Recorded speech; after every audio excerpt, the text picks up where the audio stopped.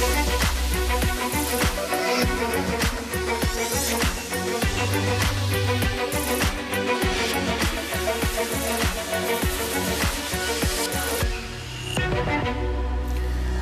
morning, it is Monday the 6th of July. I'm Maeve McMahon and this is Europe Today, your daily update of European news and analysis, live here on Euronews. Coming up, another massive overnight Russian attack on the Ukrainian capital Kiev, with at least 8 people killed and dozens more injured. It comes just ahead of the NATO summit in Ankara this week, and just after the US President Donald Trump held separate calls with the Russian President Vladimir Putin and the Ukrainian President Volodymyr Zelensky. We'll be joined live here in the studio by Ukraine's ambassador to the European Union. And schools out for the summer. And as the holiday season gets underway across Europe, travel disruption is hitting airports. The EU's new digital system for checking non-EU travellers' documents is causing bottlenecks at border controls during one of the most busiest times of the years. European airlines are urging Brussels to suspend the checks for the next 2 months.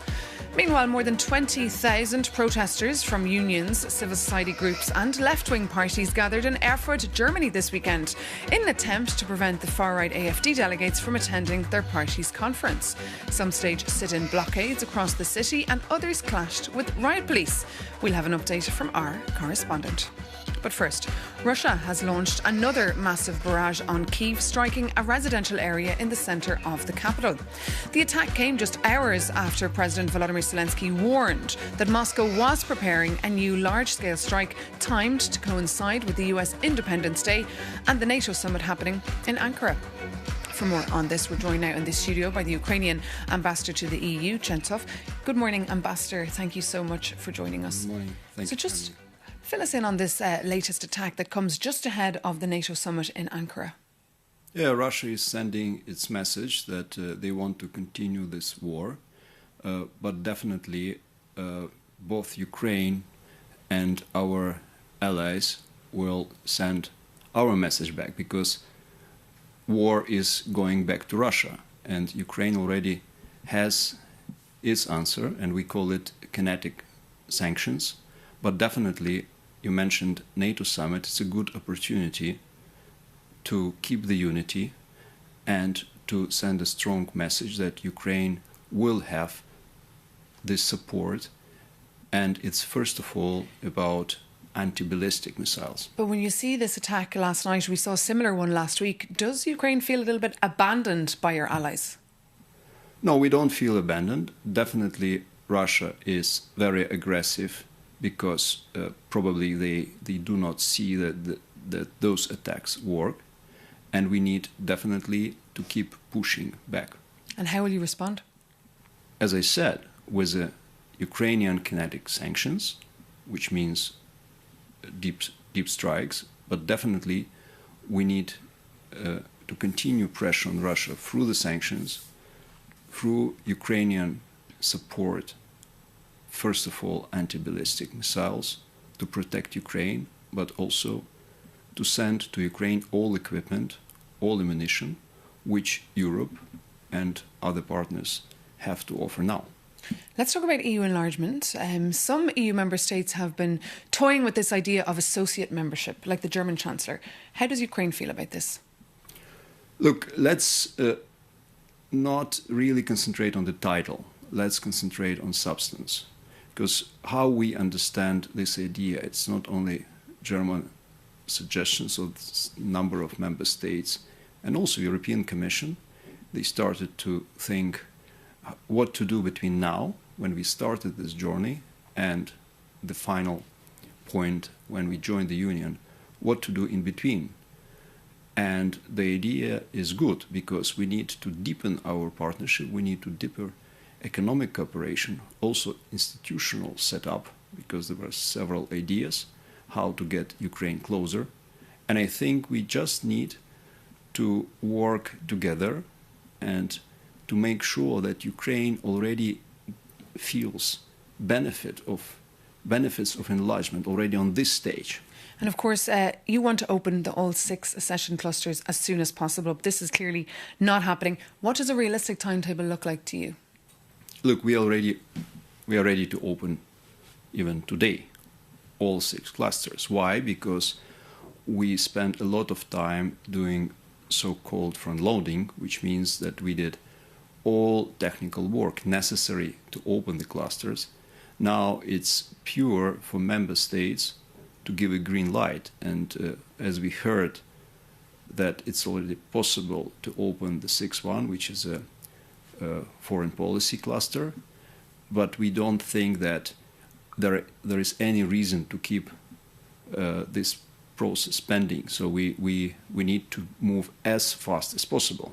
And this will be a big issue, of course, for the Irish rotating presidency that is now underway. We saw the special ceremony last week with, of course, President Zelensky in Dublin. Ireland says it will be an honest broker, but it's also under pressure over alumina exports to Russia. So what is your hope for the next set of sanctions that Ireland as well will have to be in control of? But definitely, I know that there is a political will to fix this issue. There are legal issues as well, but Ireland is a good partner, good, strong partner, now incoming already EU presidency. So my hope is that we are going to fix it fast. OK, we'll have to keep an eye on that and keep an eye on the Irish government. Ambassador, thank you so much for coming into us today and being our guest on Europe Today. And as you heard there, EU enlargement very much high on the Brussels agenda this summer. After the recent EU Western Balkans summit in Montenegro, the European Commission is now working on a plan to reform the enlargement process and have its own say, aiming to regain control over a debate now largely shaped by EU member states. That's according to an exclusive story broke on Euronews this morning by our very own Luca Bertuccia, who joins me now here in the studio. Good morning, Luca. Great to have you with us. Just tell us more about this story that you broke this morning. Yeah, indeed. We see enlargement is a very hot topic right now, with countries like Montenegro and Albania next in the line to join the bloc. Ukraine has made the topic a very geopolitical issue right now. And in the past few weeks, EU countries have advanced a series of proposals to reform the accession process. A key proposal is to strengthen safeguards to avoid that new members breach democratic standards and the rule of law, which is basically a lesson EU capitals say they have learned from Viktor Orban's Hungary. We have also seen proposals from France and Germany about a potential gradual integration of EU countries to show early benefits before you fully join the bloc. And finally, we have heard from the Germans about this idea of associated membership for Ukraine, which would introduce security guarantees before Ukraine fully joins the bloc. So that's what the member states think. What about the Commission? How are they trying to weigh in now?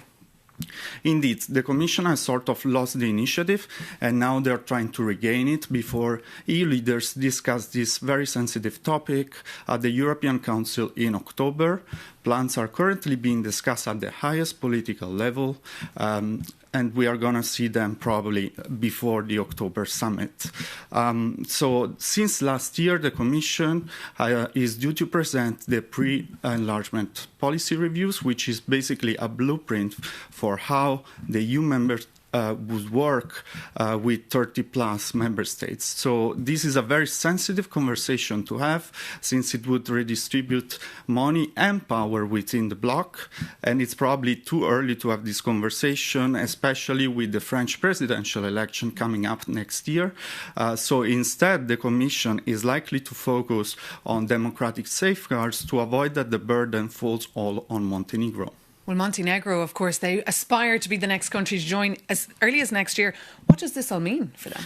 Well, it basically means that they risk to become the testing ground for these new rules. And that is precisely what the Commission wants to avoid, since it would mean punishing your best-in-class student. So safeguards, in fact, already exist in the accession process. Croatia, when it joined in 2013, faced post-accession monitoring for breaches of the judiciary and the rule of law. But there are countries that want to go much further, proposing swift sanctions for breaches of democratic standards, including the suspension of EU funding and even voting rights. These proposals are, however, very controversial because they touch a core EU principle, which is the equality of member states. So this discussion is still in the early stages, but it will shape not only the next wave of enlargement, but also how the EU will look like in the future. It's a fascinating discussion. It's worth pointing out to our viewers that there has been no EU enlargement since 2013. Luca Bertuggi, thank you so much for joining us, and we, of course, can read more of his article there on euronews.com. But now we can move on to Germany, where thousands of people spent their weekend protesting against Germany's far-right AfD party as they held their annual conference in the city of Erfurt. For more, we can head straight over to Berlin and bring in our correspondent, Sonia Isel. Good morning, Sonia. Great to have you with us on the programme. Just bring us up to speed on what actually happened at the conference. Good morning, Maeve. Well, this weekend it was all eyes on the far-right AfD conference party. They are right now what seemed to be the rising power in Germany, and the focus of this party conference was mainly the personnel. Alice Weidel and Tino Kruppalla, they have both been re-elected as party leaders, which is no surprise, but we did have some changes, and if we look at them, we can see that the AfD wants two things. One being they want to become younger, and the second being that they want to move more to the right. Now, if we look at the whole conference itself, it was very surprisingly calm. There were no internal fights. There was no discussions, which is very uncommon. This is due to the fact that because of the upcoming elections, the AfD wants to seem more professional, and they want to normalize themselves. And tell us more about the protests. We're reading 20,000, 30,000 people spent their weekend trying to stop the actual conference from taking place. Well, these protests, they were actually much calmer than expected as well. Around 60,000 people were expected. In the end, around 31,000 showed up. But we did have some severe clashes. There was one specific case where a media representative was hunted down and beaten by radical leftists. 28 police officers were injured. Now, in total, though, the police, they did a very positive conclusion. They said it was mostly peaceful, and by Sunday morning, most of the protesters were already gone, and by Monday morning now, everything is going back to normal in Erfurt. OK, Sonia Isel in Berlin. Thank you so much for joining us this Monday morning here on Europe Today. And as you heard earlier in the programme, leaders of the NATO member states will be expected later this week in Ankara for a major summit. It's the first Turkey will host in 22 years. For more on what to watch out for, here's our Jakob Janis. This Tuesday, NATO leaders land in Ankara for an annual summit. And it is a big thing, as they will try to map out the future of Western defense. The pre-negotiated statement promises an ironclad 32-member family committed to collective protection. But the official documents are not always reflecting the reality. Last Thursday, Donald Trump blasted again his allies on Truth Social, saying that Europe abandoned the US with its Iran war. And it is ridiculous for Washington to keep up its one-sided relationship with NATO. It is a bold statement, so let's look at the raw numbers to see if its most powerful member is right about it. Reports show a massive 20% surge year-on-year in core defense spending across Europe and Canada. In plain English, the Allies injected an extra $258 billion into the pot over the last 2 years. And NATO Secretary General points out that allies have spent $1 trillion on defense since Trump's first administration. He even calls it the Trump trillion to flatter the White House, while demanding it turns into combat-ready capabilities. Finally, NATO members even pledged to hit a massive 5% GDP defense target by 2035 to build a revamped NATO 3.0. But here is a problem. This math does not change the cold reality on the ground, even if a big chunk of that cash flows straight back to US defense firms. Washington is shrinking its wartime resource pool and withholding long-range bombers, fighter jets, submarines and warships from European commands. But the absolute leverage comes down to artificial intelligence. The US controls the monopoly on next-generation military AI models like Claude Mythos, and Washington treats this software as a tactical weapon, enforcing strict export bans. So Trump decides which ally receives digital protection and which country gets left behind. So it seems like buying $1 trillion ticket does not buy a permanent American protection. Europe is paying the bill for this alliance, but Washington still holds the keys. And now it's time for our World Cup update.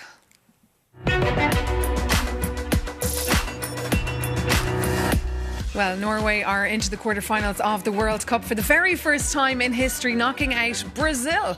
And great news for English supporters who are also through after a rather dramatic win against Mexico.